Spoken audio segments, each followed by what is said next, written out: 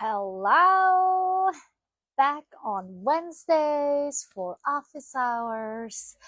And my name is Raditya Lasri. I'm from Mindful Being, and today's topic is flow of life. So, if you are not familiar with my work, I wrote a book called Be Human, Be Happy, Be You. And in that book, I think it's chapter 2, it's called Flow of Life. And that was actually a chapter that I added pretty much after I wrote the book.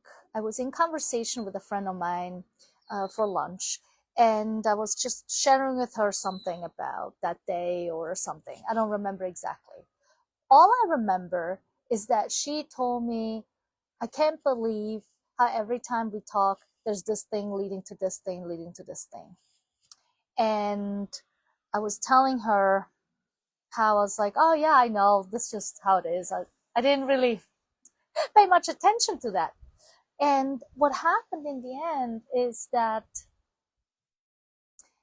I added that chapter because I was telling her some story around my relationship, this and that, which I had the 16th anniversary just this past Monday.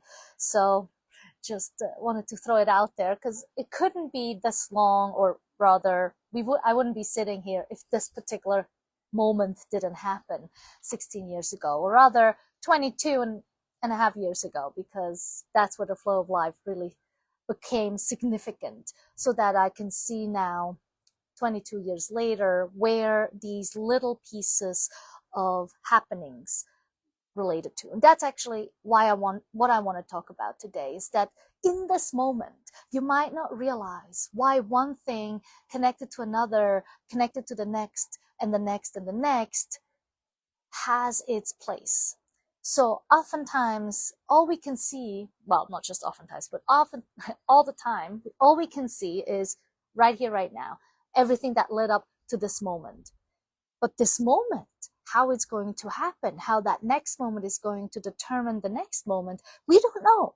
And that's really the challenge of being human, is that we only can see the connections that have happened in the past up until here.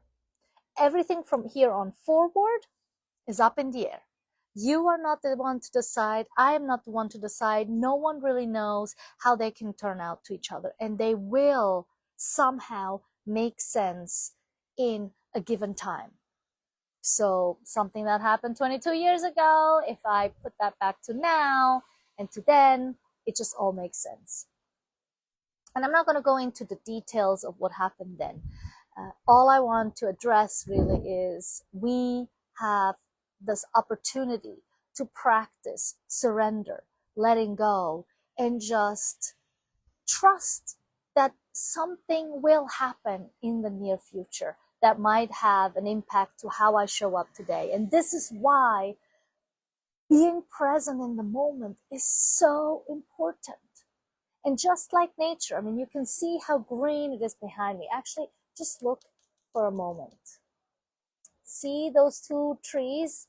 The one on the left, this guy, and then there's this guy, right?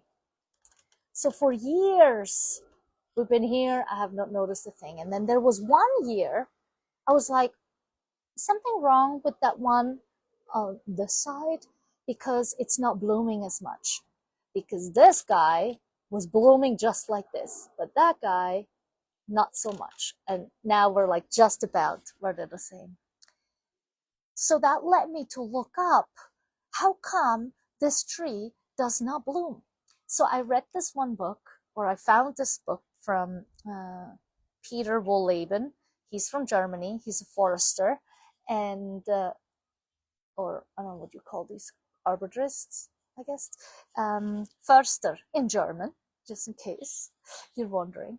And I learned that the trees communicate with each other through the roots.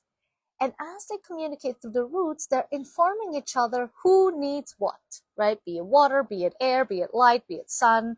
And in this case, and I'm only briefly going into this so you'll see. And so what happened here is that this tree needed light before this tree. Because if this tree would get the light first, then this guy would not be able to bloom. So that's their conversation. That's how they're communicating each year to let them know, now it's your turn, go bloom, and then this and that. That is the flow of life. That's the flow of nature. That's just how they're communicating. That's how they're going about their thing. And each year since, I'm noticing it, I'm appreciating it, and I'm just finding it so fascinating how these trees are communicating with one another, right?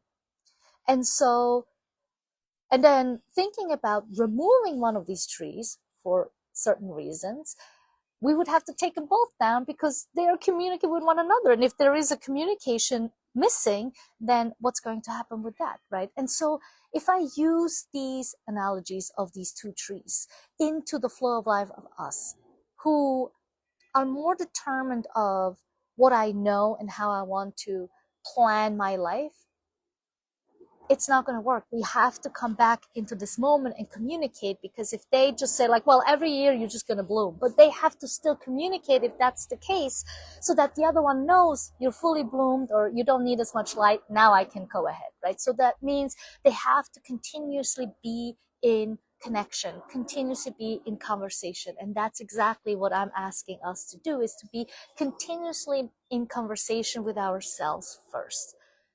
Seeing like, is there something I can let go that I try to control? And I don't know about you. Maybe you are not that kind of person that likes to control. Maybe you are already someone that is practicing the flow of life, that just lets things happen. For example, I wanted to be doing this conversation 40 minutes ago. And I definitely could have done it if I would have rushed. And for some reason, one, because there's nobody waiting necessarily for me, so this is just me having this little conversation, I just let it happen and I just went about my day, and here I am. And all I'm here to say is that it's not always something that we can do. It's not always the thing that will lead to success, right? So meaning we want to be present enough that we know when to surrender and let go, and when we can just, like, when we have to take it into control and move on forward. And so that's really the invitation, is that the flow of life isn't by just leaning back and like, life will take care of itself. No, no, no. We still have to be somewhat in action. We still have to interact with one another so that we know how much sunlight do we need, how much rest do we need, right? Just like nature does. And even though every year these flowers bloom, the trees get leaves and this and that, and in the fall, the leaves go away and they're going into that constant cycle of life, that flow of life, there is also a surrender piece. So how do I practice surrender? How do I practice being present and knowing when flow of life is what I want to go by? Well, the easiest way to practice is when we get frustrated, when things don't go our way, to just step away back, take a step back. Notice, what am I frustrated about? What is it that I'm trying to get to that isn't working right now? And maybe running late can be something in disguise, a blessing in disguise, right? Because who knows what else is happening on this path that you're on. And so by really stepping back and by just letting it happen and like, all right, now I'm late for whatever reason, to allow that journey to take its own course. Not to say that we shouldn't still be alert and go about our day and make sure that we are getting as close on time as we can, but without that festering and tightening up and resistance that we might feel in our bodies, but more with an ease, with a breath, with a breath of fresh air, of letting go, and just letting nature takes its course. Because sometimes there are reasons why we're late. If you're always late, then maybe there's something else to look upon. But if there is a once in a moment where you just got caught up in something, right? And so I'm always going to invite the flow of life by surrendering, by looking back into what has happened in the past where I let go and it actually worked out for me, and then which paths that I can still move towards letting go of control and let other people lead the way, especially if we are someone who like to know exactly how something will turn out and see what is the beauty of it. What could happen if we let go and let the wind take its course and go one way and then come back another way? Maybe something's being blown to you that you didn't realize you needed, like a leaf that has a heart shape, or a friend that is going to stop by your house by chance because you didn't expect it. And so, yes, have plans. Yes, do things that, bring some order into your life. And also, when there are moments that you can't keep up with that, when something steps in the way of you, when there is something goes against the grain that just doesn't work, there's this resistance happening, take a deep breath, let go, step back, take a different angle, a new perspective, and then start again. And so, with that little exploration of flow of life and how to invite it, I would love for you to look into your own life and see how the flow of life has served you, how letting go and surrendering to whatever, be it the time, be it the people around you, be it the space that you're in, be it yourself, surrendering to yourself and just letting these thoughts, these emotions, and the notions of sensations just come over you. So I hope this was helpful in looking at flow of life in your own journey, on your own journey, and see what comes up. So thank you for watching. Thank you for listening, and let me know how flow of life shows up in your life.